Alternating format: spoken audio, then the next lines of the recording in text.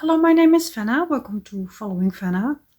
One of the questions I get from my clients is how do I make sure I will never have to go through limerence again? I never, ever want to experience this again. And I understand the fear of that. So in this video, I will tell you in 6 steps exactly what to do and what not to do in preventing another limerent episode. Whether you are married or you want to try to date again, having experienced limerence can make you afraid and insecure about your future, about yourself, and about your judgment. Obviously, I can ignore huge red flags, and obviously I have some poor boundaries. I'm afraid that this can happen any minute again. Well, let me give you some reassurance in this video. It doesn't have to be, because the last limerent episode, hopefully the last in your life, has taught you some things. For one, it taught you that you never want to feel like this again. That's a good start. Okay, I'm first going to give you some more reassurance, and then I tell you in 6 steps what to do and what not to do.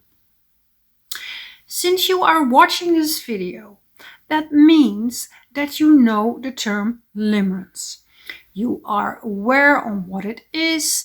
You know that it has a name. You know that it has to do with you think that something is love, but it's actually not, and that this person feels like your soulmate, but it's actually not. And like I always tell you, awareness creates choice. And having a choice in things gives us power. I bet, but not all of you, but most of you entered the last limerent episode and you had no clue what it was. Well, you do now.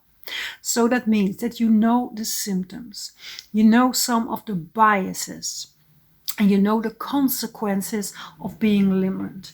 That it feels great in the beginning and it hurts like hell after a while, and it's actually a really awful thing to experience. And hopefully you can also reflect on why this happened, what were the circumstances, and maybe what was missing in your life when the last limerent episode began. Now, if you have this information, you can be proactive, you can take control and never let this happen again. We're not willingless victims walking around. Once we have the information, we can be proactive in preventing a limerent episode. Okay, so what to do and what not to do. Number 1, no more playing with fire. I said it before.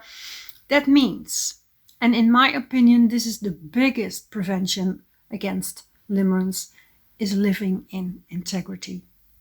Most limerents, not all, but most of you were out of integrity before or during the limerence. So you have to rearrange your values. For example, make up your mind.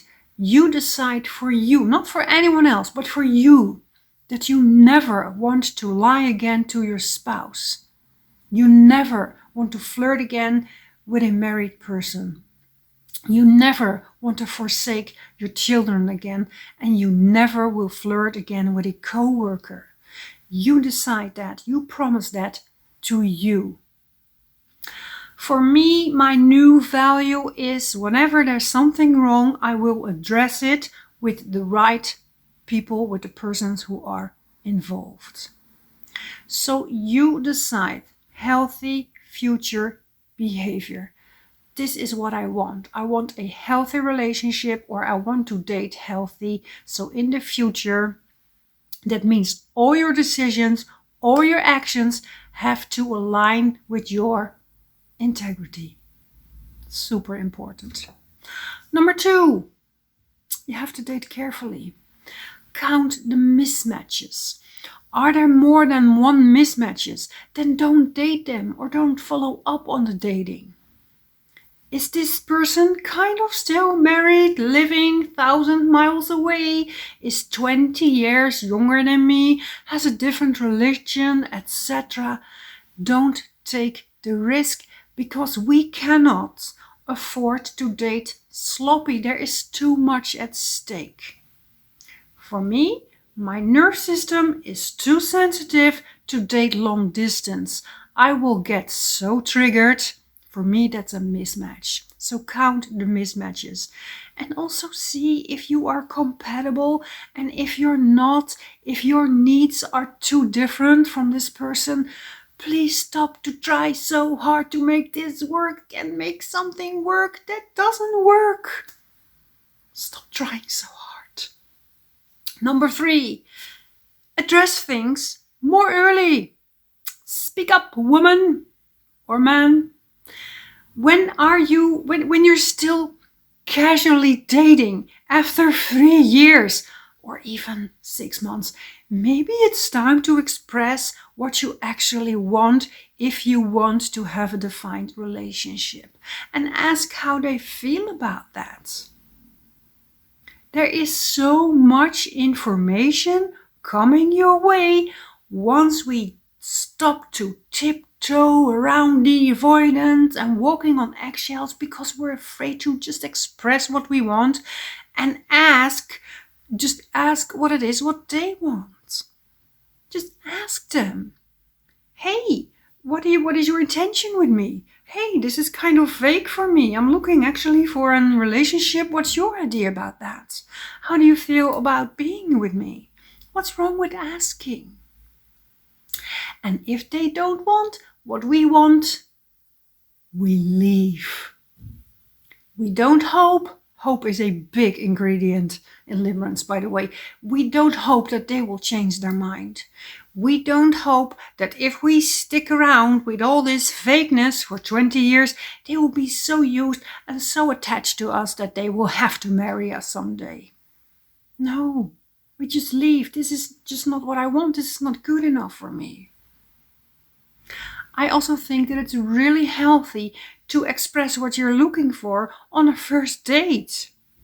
I don't say that's you, I don't know, but I would like to have a long-term relationship in the future. Please let us all stop pretending that we're okay with casual when we're not. And please leave when you gathered the information that this is just a mismatch and they want something different than what you want and need, and don't try to mold yourself in whatever it is what they want. Number 4, be aware of the glimmer. The moment we notice someone, I mean really notice how great this person is, the first moment of attraction, the first ping I call it. I never knew how attractive this person is. Is it a coworker? Is it a mismatch? Then you pull yourself away. You should be aware of your actions and you decide, no, I'm not getting into this. I'm not going to pursue this any further. Number 5, have a plan. Define what you want. Making a plan on life, what kind of relationship you want, what do you want to do, where you want to live is so important. How do you want your marriage to be in 5 years? What are your goals? What do you want to do? Having a purposeful life prevents us against limerence. Be proactive instead of sleepwalk through life. Sleepwalking actually makes us very vulnerable. And I don't mean literally sleepwalking, but just going with the flow, not having a plan makes us very vulnerable. So define what it is you want in life. Number 6, fix and address. Fix and address that what needs your attention. Is your marriage still? Are you bored? Do you miss having sexual contact? Are you lonely? Is there unhealed grief? Do you need to have a strong conversation with somebody? Do you need marriage counseling, or maybe make a decision whether to stay or to leave? Do you actually want another job? What is it that you need? Limerence is a mirror. Any crisis is, by the way. It's a mirror that there is something that needs your attention. I sometimes say limerence hurts here, but there's something wrong here. Maybe you need to be more assertive. Maybe you want to do volunteer work. Now is the time to have a look at your needs. Do you always pick unavailable people? Why do you do that? Maybe you need therapy. What do you think was at the root of the limerence when it started? Is there unhealed grief, unhealed trauma? Why did the limerence begin? It's very important information. These were 6 things you can do, you can reflect on if you want to prevent another limerent episode. I offer one-on-one coaching. I also have a community here on YouTube. And for now, I want to thank you for watching this video, and I hope to see you in another one. Bye.